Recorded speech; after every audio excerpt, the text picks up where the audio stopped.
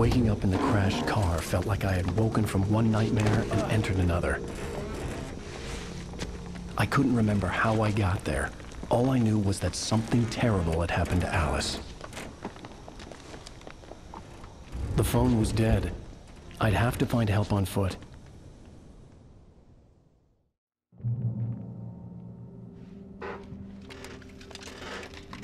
Among Alice's things was a book, The Creator's Dilemma, by a Dr. Emil Hartmann. Seeing the book brought back my fight with Alice. I didn't like it, and I didn't like the guy's smug face on the cover either.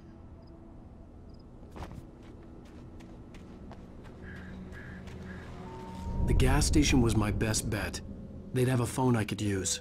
It looked like a long hike through the forest to get there.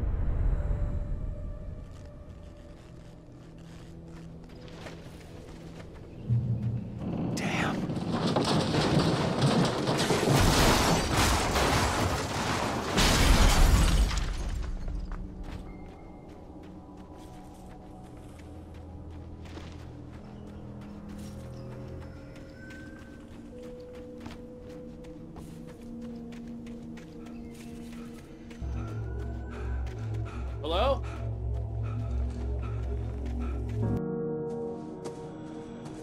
Hello? Is someone there?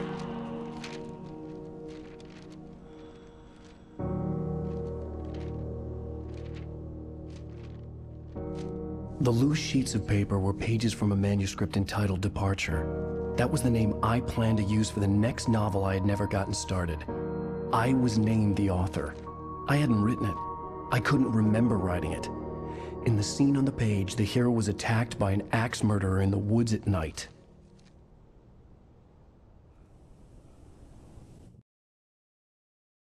Departure by Alan Wake.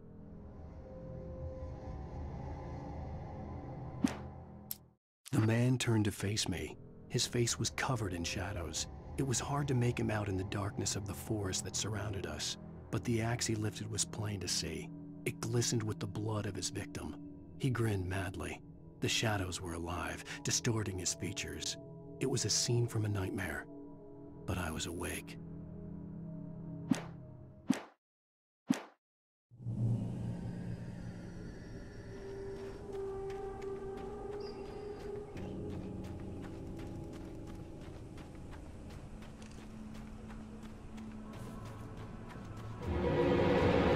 Anybody there? Please, I've been in an accident.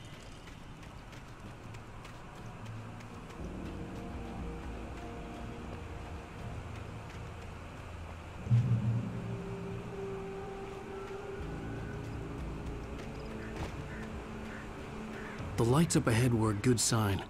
Maybe I wouldn't have to hike all the way down to the gas station to find a phone.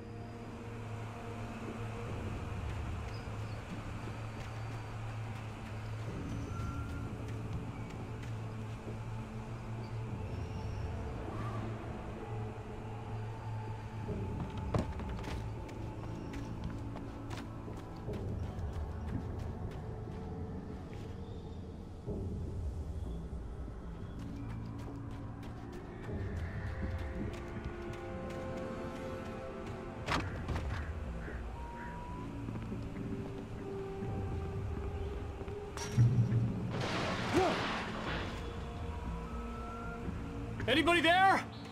Please, I've been in an accident.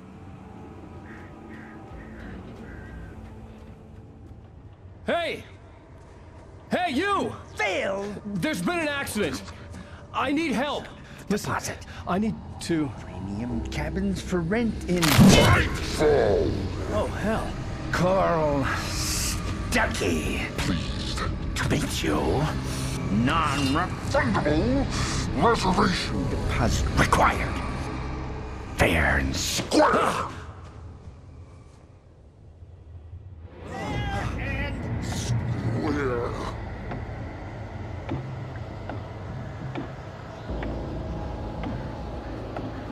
Carl Stuckey. Pleased to meet you. Premium.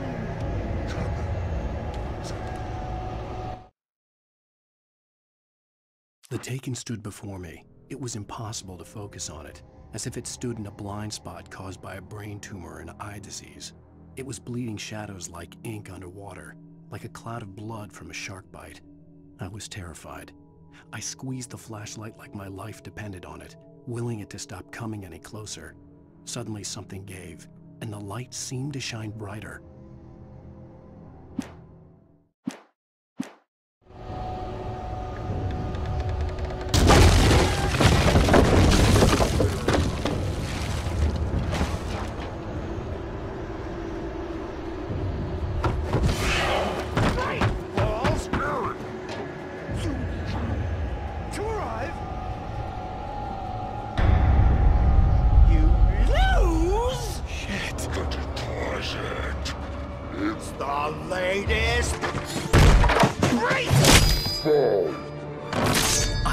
Figure a way out of this.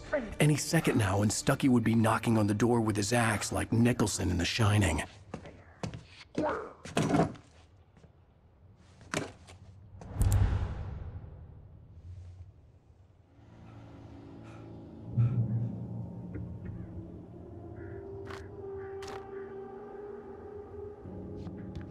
During your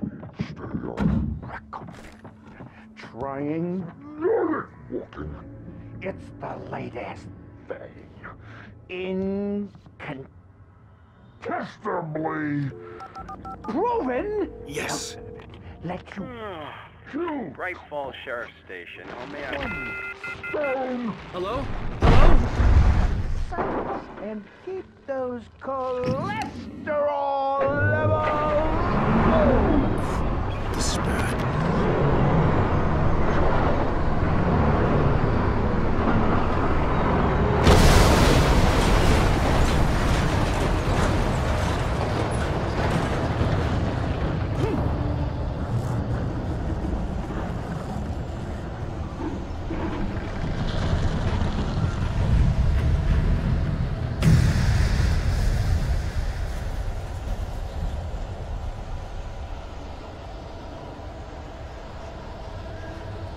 The bulldozer had gone over the cliff with the office. I hoped Stucky had suffered the same fate, but I wasn't planning on staying to find out.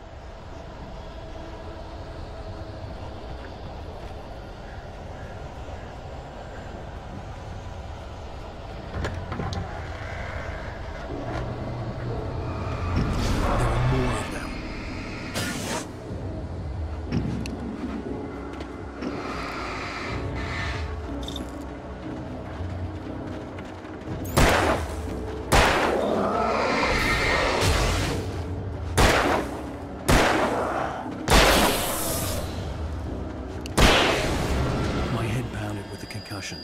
I'd never fired a gun outside a shooting range, and now I just killed someone, or something. There were no bodies. They just disappeared. If I was dreaming, it felt real enough to make me sick.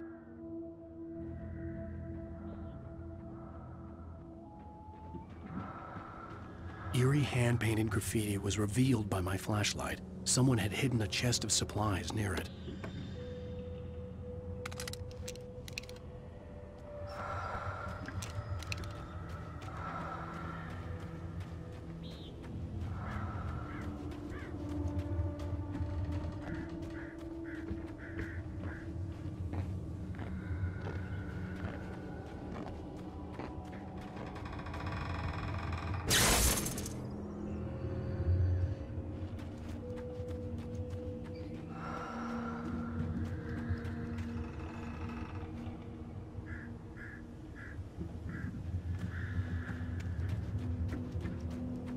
The dark forest was the last place I wanted to go, but I had no choice. I had to get to the gas station. It's rabbit season.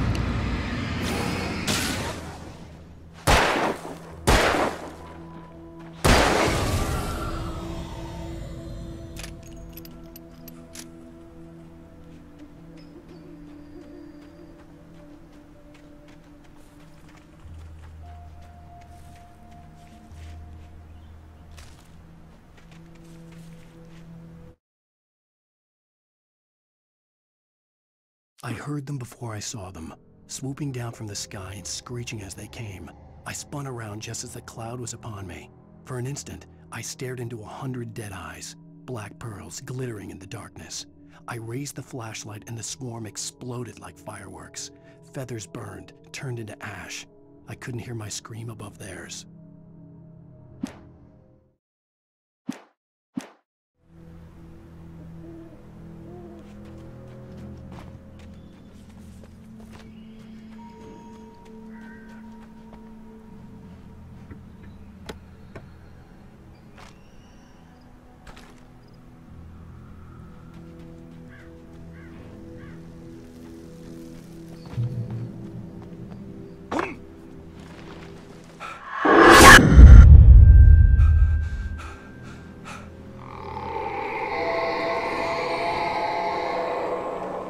What the hell was that?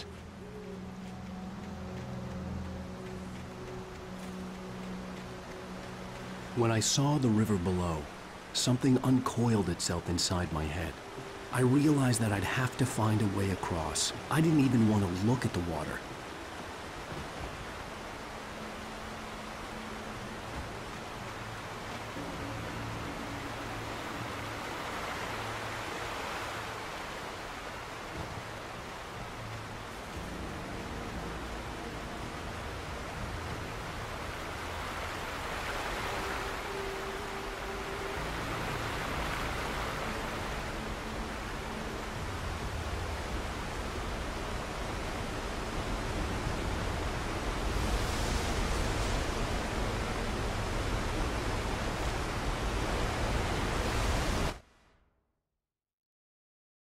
At first, I kept finding the pages as if by accident. The book I couldn't remember was either a terrible and true prophecy or an act of creation that had rewritten the world. I began to hunt the pages feverishly, for they held the answer to the mystery. With it, I could save myself. With it, I could save Alice.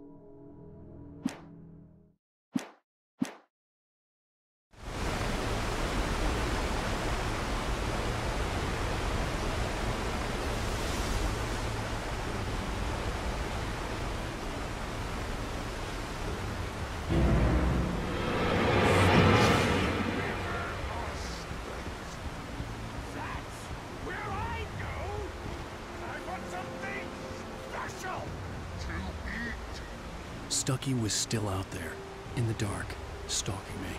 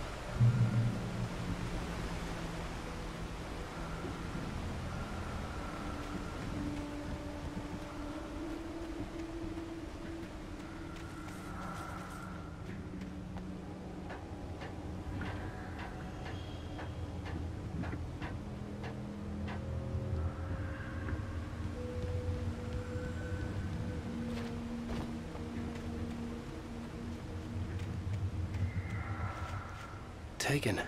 They're taken.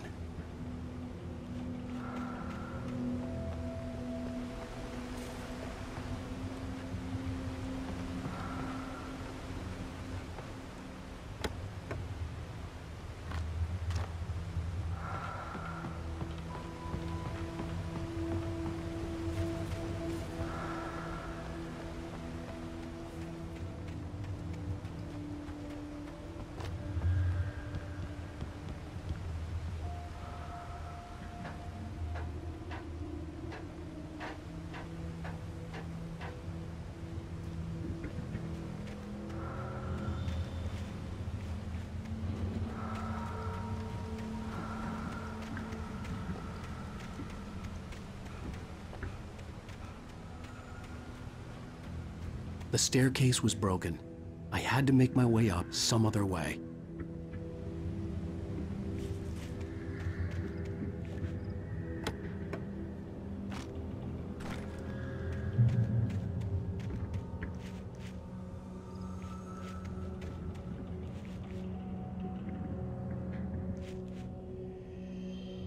There was no power.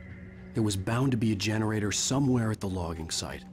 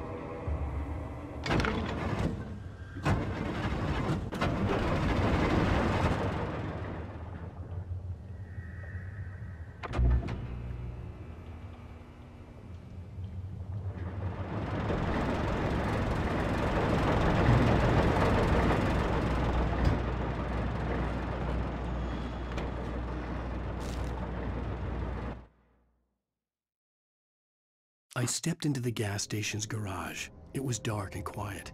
The place was a mess. It looked like someone trashed the place or that there'd been some kind of fight. Light spilled into the room through an open door at the back, and I made my way toward it. Without any warning, I was blinded by a bright light. An old portable TV on the shelf had come alive by itself. Impossibly, I could see myself on the screen, talking like a madman.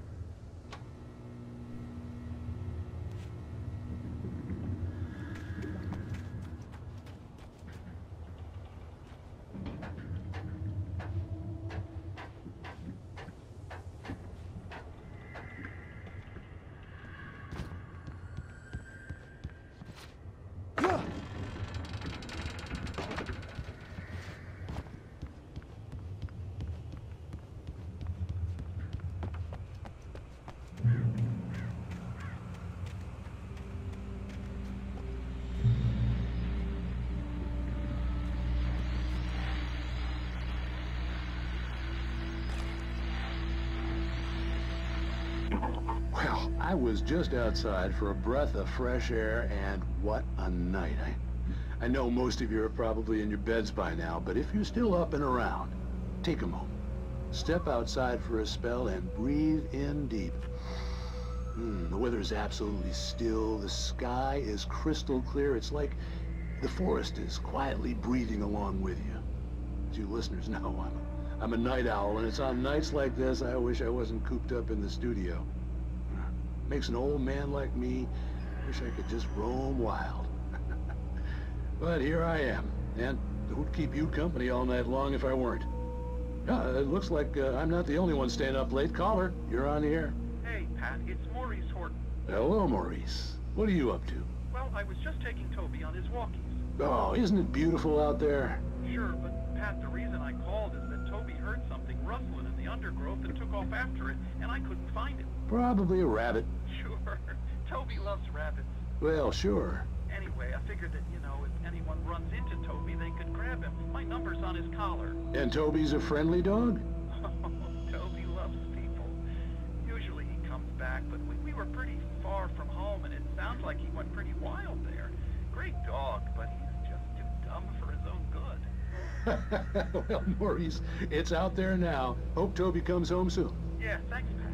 You have a good night now.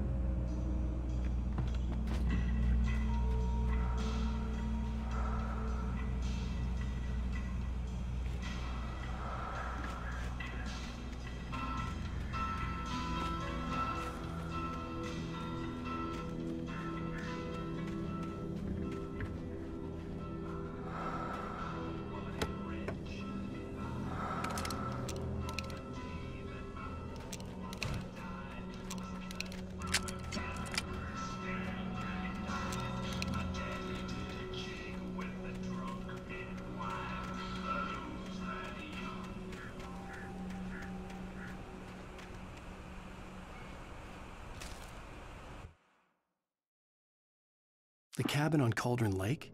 She asked. The sheriff looked at me suspiciously. The early morning light flooded through the office windows. I would probably never have gotten out of the woods alive without her help, but I couldn't tell her the truth of what I'd faced the previous night. She'd think I was lying or crazy. She'd lock me up, and she wouldn't help me find Alice.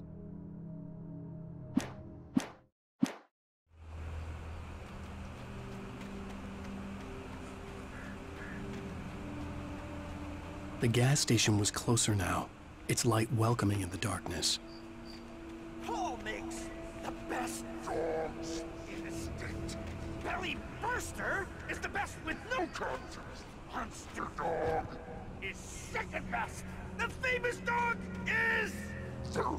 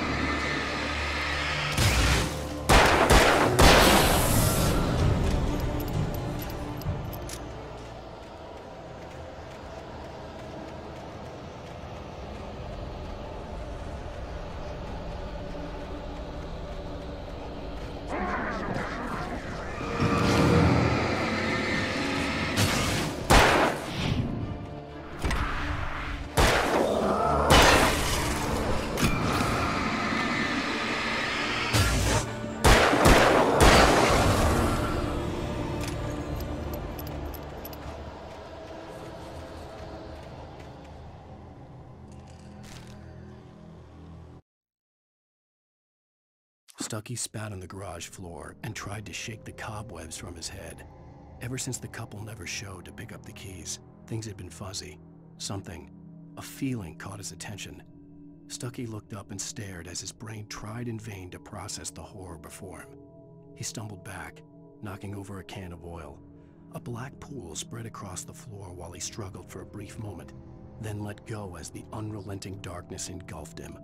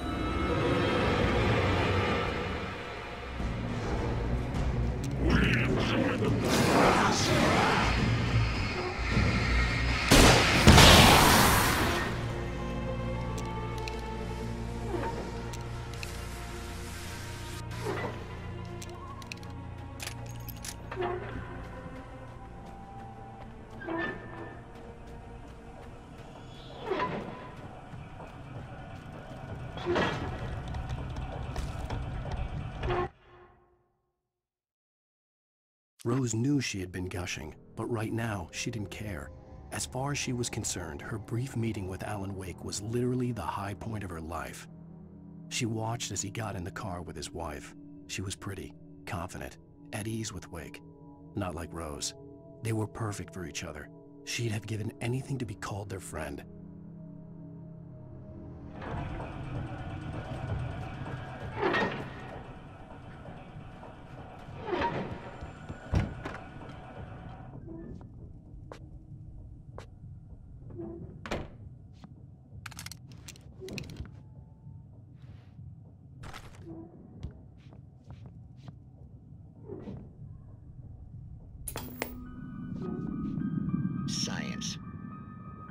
bestows immortality on those who advance it to elevate all of mankind.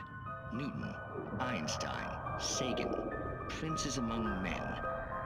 But the price for such a legacy is steep indeed. In Night Springs. Tonight's episode, a quantum suicide. If our lives are already written, it would take a courageous man to change the script. Having called a press conference, Dr. Barclay Colvin is about to demonstrate that very courage. Ladies and gentlemen of the press, I am Dr. Barclay Colvin, and I'm glad so many of you could join me here at the Moorcock Institute. Tonight, I'm going to give a practical demonstration of the many worlds interpretation. As you can see, this is a loaded 9mm pistol. It shall be part of a thought experiment. And now, a real experiment, known as a quantum suicide. Did he say suicide? Is that a real gun? He's kidding, right? Please, please, stay calm. There is no risk. Observe what occurs when I place the weapon against my own forehead. Now, you might think this round is merely a dud. Not so. Observe the flower pot. And yet, I myself cannot be harmed with this gun. With each pull of the trigger, two new realities branch off. One in which the weapon didn't fire, and one where it did. With my machine here, I have ensured that this reality is always the former. I have bestowed upon myself quantum immortality. Under no circumstances can this gun kill me. So wait. What you're saying is that every time you pull the trigger, in another reality, you die? Yes, of course, but that's completely trivial. There's an infinite number of things that could happen at any moment, and they always do happen somewhere. The point is, this one thing did not happen here.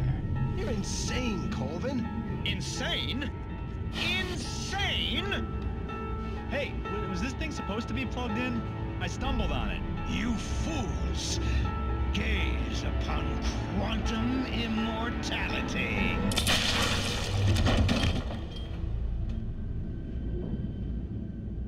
Poor Dr. Colvin, felled by his own hubris or the ignorance of the masses. Perhaps he should have left the crate unopened, the decaying atom unobserved. Curiosity often kills the cat. In Night Springs.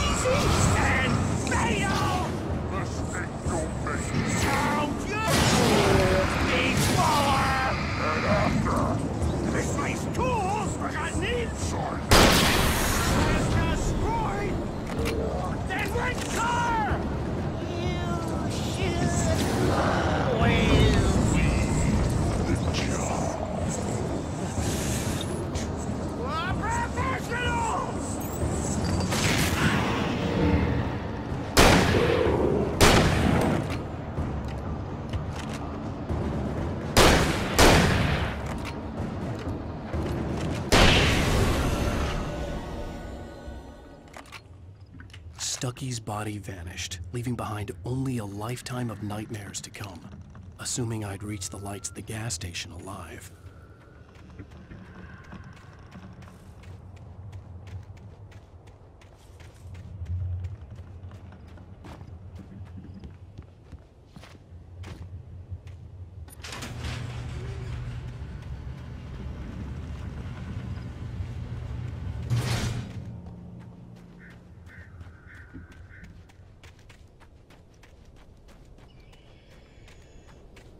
I recognized the parade float I had seen in Braight-Fålls when I first arrived with Alice.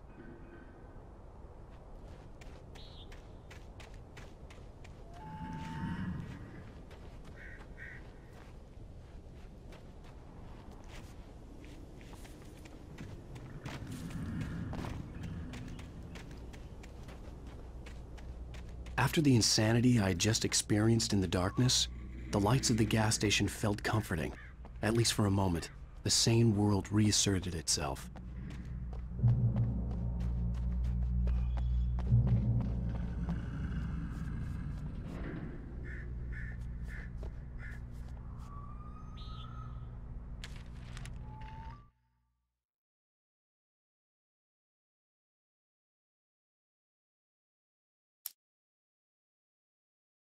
Barry Wheeler was bouncing off the walls.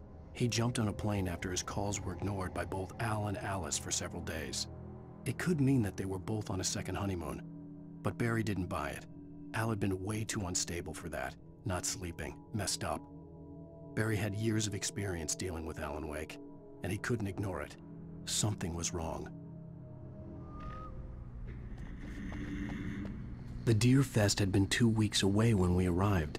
If the day count on the banner was right, I was missing a whole week between the night we got here and now.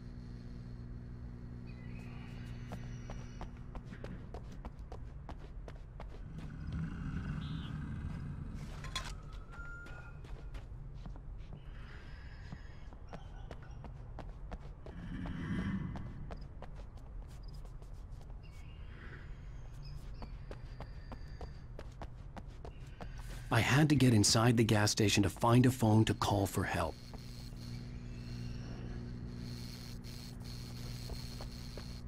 The garage was a mess. It looked like someone had trashed the place, or that there'd been some kind of fight. I'll write. I'll keep writing. Outside, there's only darkness. Outside the cabin, outside the story, there's only darkness. I can feel her presence in the dark. Just now, I could smell her perfume in the room. I'll reach her, I'll fix it up. I'll bring her back. The story will come true. If I stop, she's lost.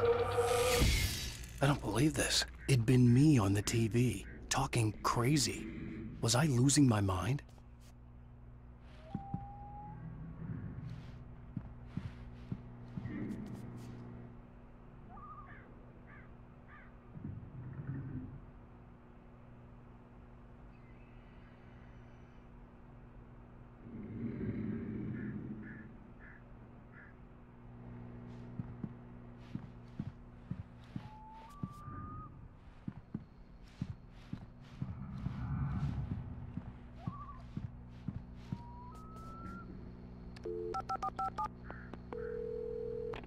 Braight-Fålls Sheriff Station.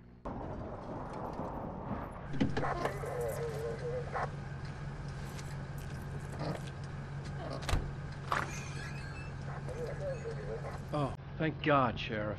Sheriff Sarah Breaker. You are... I'm Alan Wake. But listen, I was in a car crash. My wife, Alice, she's missing. Calm down, Mr. Wake. We were staying in a cabin on the island, on Cauldron Lake. There's no island on Cauldron Lake. Not since the big eruption in the 70s. Please, I can take you there, okay? You look like you've taken a pretty bad knock to the head. Are you okay? Listen. We'll figure this out. Please get in the car. We'll swing by the lake and then we'll go to the station, okay? Mr. Wake, have you seen Stucky, the guy who owns this place? I realized I couldn't tell her what had happened in the forest. She wouldn't have believed me. And then she wouldn't have helped me with Alice.